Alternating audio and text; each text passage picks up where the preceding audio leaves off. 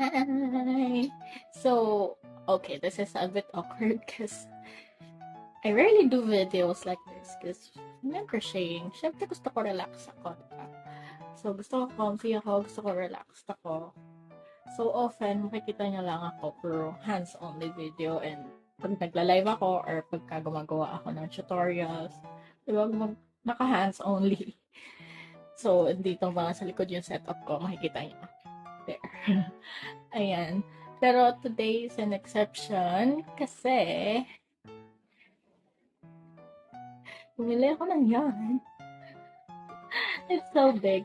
It's like 1.4 or 1.5 kilo. Ano siya? 5-ply na milk cotton. I'll link it in the comments. So, check nyo na lang. Sana may stock na sila. Kasi parang nung binili ko siya, parang konti na lang yung stocks nila. And parang isa or dalawa na lang yung natitira. So, sana meron na. And sana makabili pa ulit ako. May makakabili pa ako ulit. Pero like, it's bigger than my face. Like, yeah. So, I thought na it will be interesting to see kung gaano katagal sa akin tong yarn. Ganito kalaking cone. And we'll see then yung moment na start siyang lumiit hanggang sa maubos siya, di ba? And then, malalaman din natin kung gaano kalaking piece yung magagawa nyo. So, kung nagbabala kayong bumili and then, ano nyo kung gaano kalaking piece yung balak nyo gawin, di ba? It's like a reference video din kung gusto nyo bumili, di ba? So, maybe hindi pa ngayon kasi I'm about to leave kaya ako nakaayos. And I thought, gawa na ako ng intro video. Maybe later pag uwi ko. But, yeah. So, hindi ko na siya alisin sa plastic niya. Pero feeling ko kasi may inis ako sa tunog kapag nagagansilyo. Pero hindi ko na siya try ko or at least igaganon ko. Para at least di na siya madumihan. So, ayun lang. See you maybe later, maybe tomorrow. We'll see. I'm back! I'm home, so nagpalit na akong damit. And, dito na siya. So, for size comparison, hindi siya kalaki. Ganito yung Familia yarn. Pag bumili kayo ng Familia, ganito siya kalaki compared sa ayun. So, ang plano ko ay gagawa tayo ng dress. So, dress siya. And then, pagka sobra pa, feeling ko naman kasi siya. Pagka sobra pa or marami pa yung sobra, gagawin kong layered yung skirt na part. And then, pagka sobra pa talaga, gusto kong gumawa ng parang blazer na jacket na na sa kanya. Diba? So, be pretty! So, without further ado, I'll start. The time is 9:31 p.m. Game!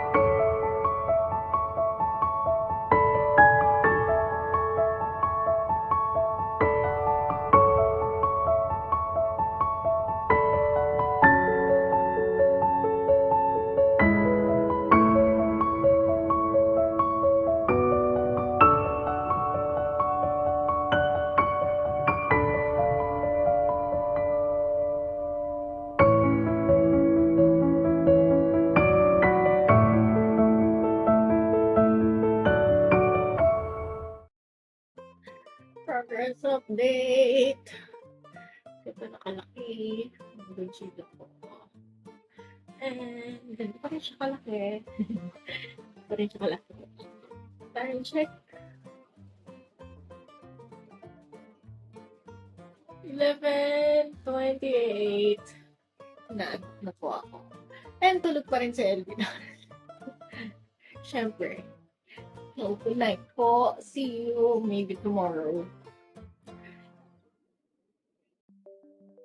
Hi! So, it's day 2.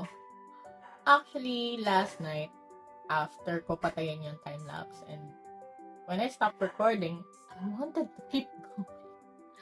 Kasi alam mo yung, syempre, yung after mong mag-gansilyo, di syempre, nasa mindset ko na matutulog na ako. So, I felt relaxed. And sabi ko nga, di ba, parang gusto ko nag-gansilyo ako pag relax ako, pag comfy ako. Kaya parang, so that will probably be the hardest part for me. So, I started a new one. Pero, syempre, I'll keep doing this. Pero kasi ito ay para habang nagta-time-lapse, di ba? So, without further ado, let's go to day 2. The time is 9:32 a.m. and 9:32. And I have to leave by around 12:30. So, I have to stop crocheting by around 12. Kasi, syempre, I have to prepare pa and maybe put in some practice. So, without further ado, let's go!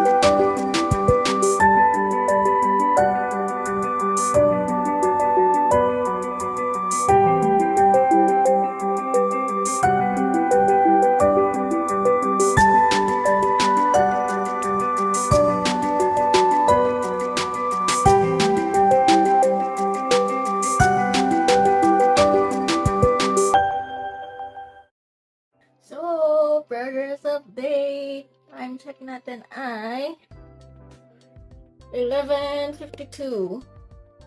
And ganda na siya. Kalaki. And it's so pretty as well. Look. Yeah. So ito yung magiging dito na part. Yeah. Kaso ang problem ko, hindi siya straight line. Parang naging ganun siya. Kaya ang plano ko sana para siyang, alam mo yun, yung i-close mo siya. So, mahirapan ako i-close siya. Pero, I think it will still work. Line up ko lang yung gano'n. And, ganito na siya. Kalaki! Malaki pa din siya. Ayun. So, maybe later. See you later. Or maybe tomorrow. Who knows? Bye! Hello! So, it's evening now and nakapag-live na ako kanina. Ito yung may progress update din siya. Sige, nag-chill ako habang live. Abangan nyo sa aking page. And then, ngayon, ito naman tayo for the night. I have tea. And then, time check tayo. 7:01 p.m. Ano ba yun? 7:01 p.m. At meron ako makukulit ng mga baby. Ito siya. Yung isa. Kita niyo ilong niya. So, makikita niyo sila for this time lapse. So, let's go!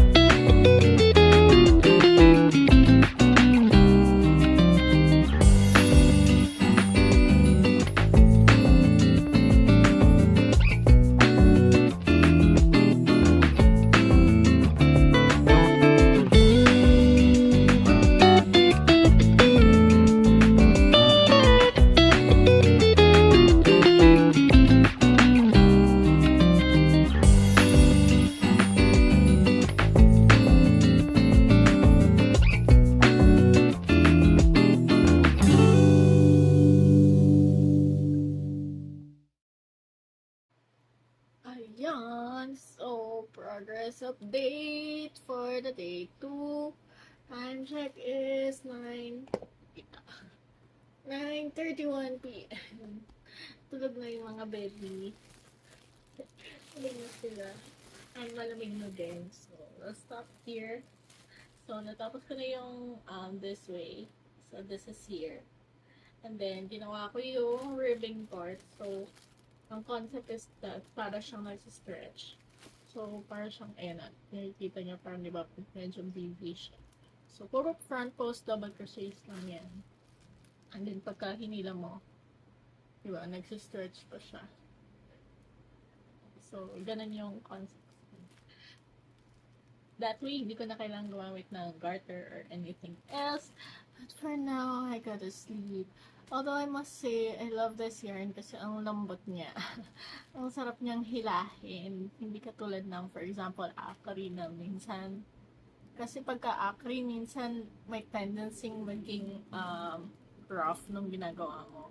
Medyo masakit siya sa kamay. Pero ito, ang lambot lang niya. So, perfect talaga siya pang wearable. So, update is, ganda na siya kalaki. And, tulog na yung mga baby ko. Yun naman. Ayan, tulog na sila. Tulog na siya. Diba? So, ako ay matutulog na rin kasi naiingit na ako sa kanila. So, good night po and see you tomorrow for day 3. Bye! Hello! So, it is day 4 of painting this 1.5 kilogram of yarn. And time check na lang tayo. Let's get on to it kasi it's nighttime. It's 10:52 p.m. Day 3. So, gabi na ako nag-start because busy ako pag Sundays because of church duties. So, without further ado, we'll start na and until antukin ako. So, probably before midnight or maybe after. So, there was one time dati na story time na buong gabi ako nag-chill. And puyat ako the next day. But, medyo pagod naman ako. Pero, baka naman, like, gusto ko mag-chill. So, we'll do it. So, that's it. We'll start now!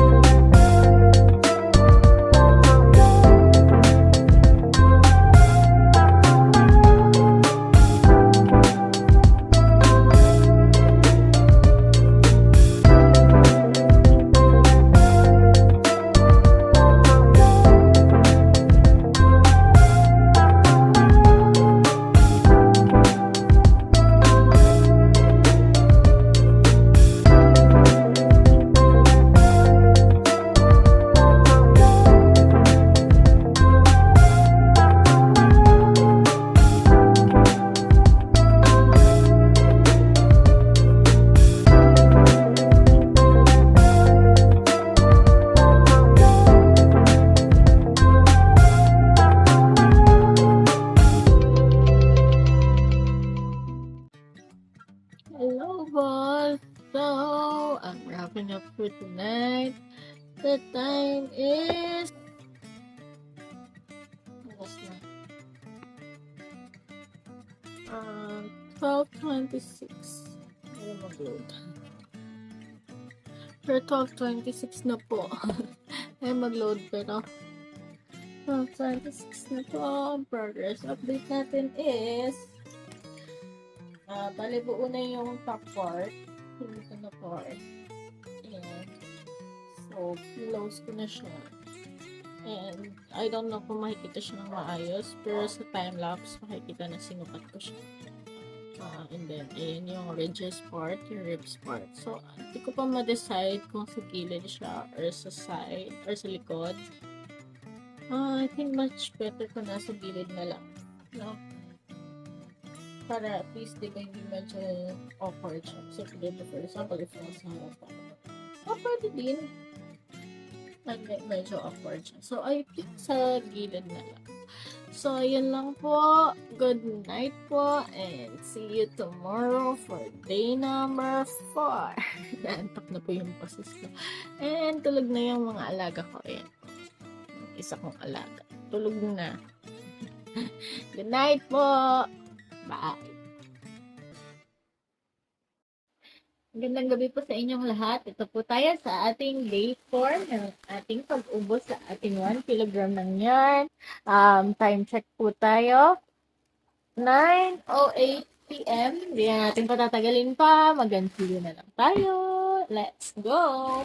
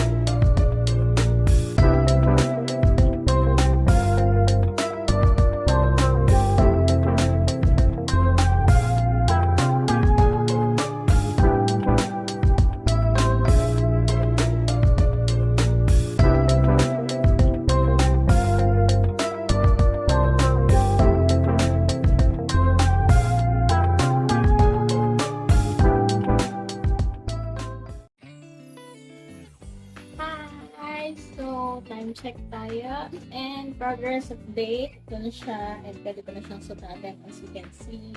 So, lalagyan ko siya ng straps. And nag-perform na yung skirt part. So, yan yung magiging skirt part. And it's starting to look pretty. And napak na rin si LB. Tulog na kanina pa. So, time check tayo. 11:32 p.m. Good night po! Hello po! So, it is day 5 of our video. So, ito na yung ating 1.5 kilogram of yarn. So, kakatapos ko lang po mag-crochet live. And, ako na siyang gawin. So, ito naman, ready na matulog si El. So, ito po yung ginagawa ko. Progress update din sa kanya.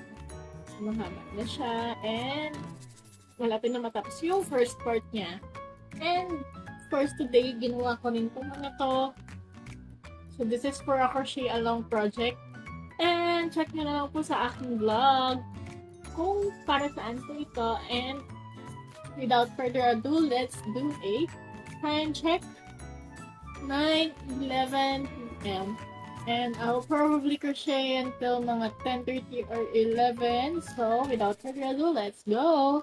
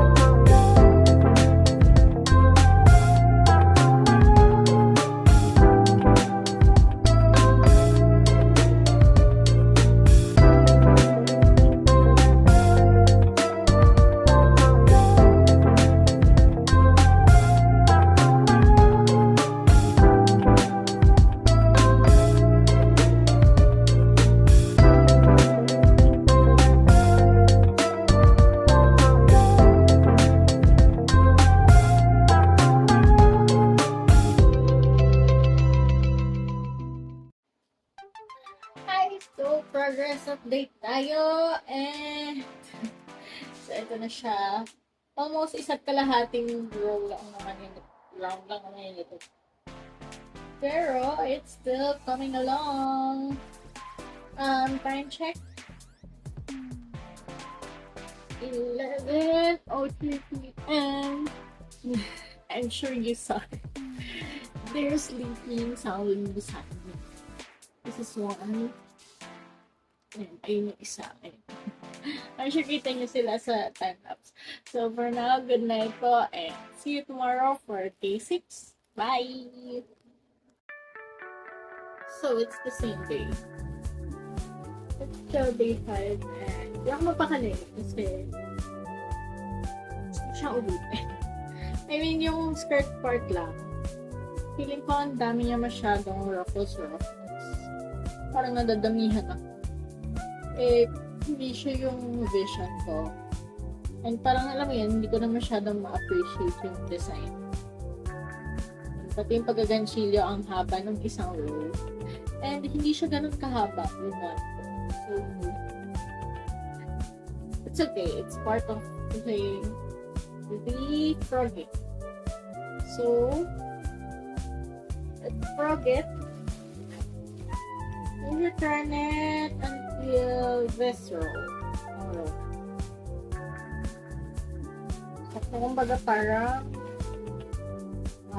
2.5 or 3 almost 3 rows yung front.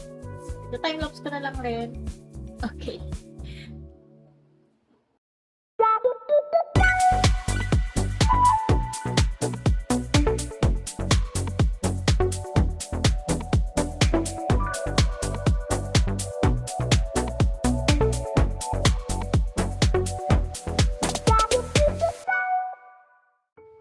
Ayun, so I did, parang I removed around 2.5 rows. And parang kasi parang may pina-follow akong pattern. Pero kasi hindi siya pattern for dress. Wait. Pattern siya for, ayan. So, pattern siya for a doily. And, so, ganito itsura ng doily. So, ganito itsura. Kaso, if it's for a doily, doily, I'm not sure if I'm pronouncing that right. Pero like, late ko na na-realize na yung parang dalawang round ay parang increase lang siya.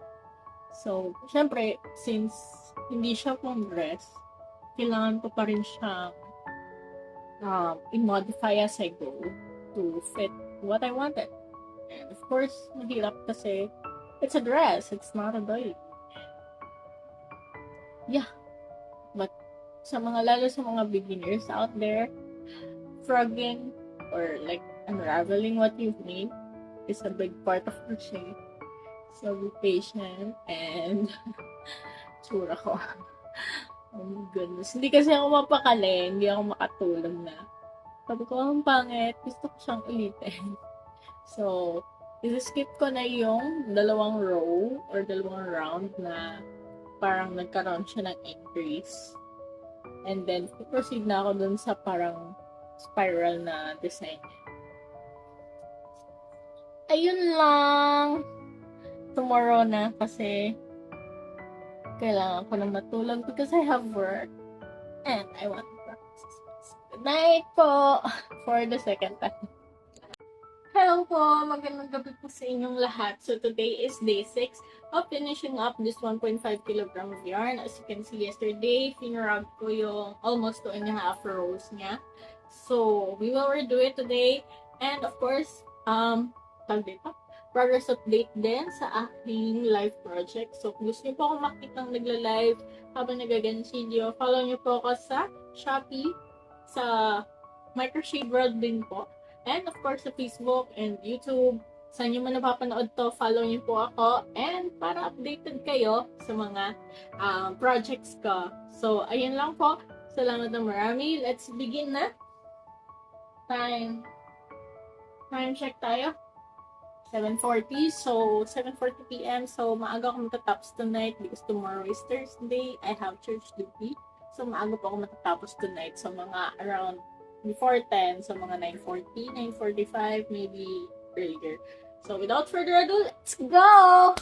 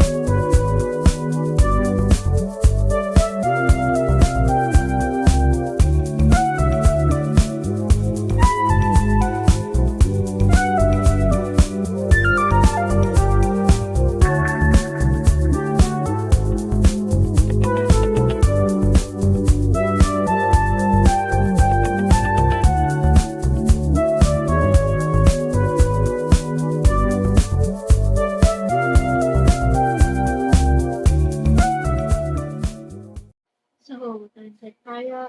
And I have to go now because my mother asking me for something. And time check tayo. Not sure.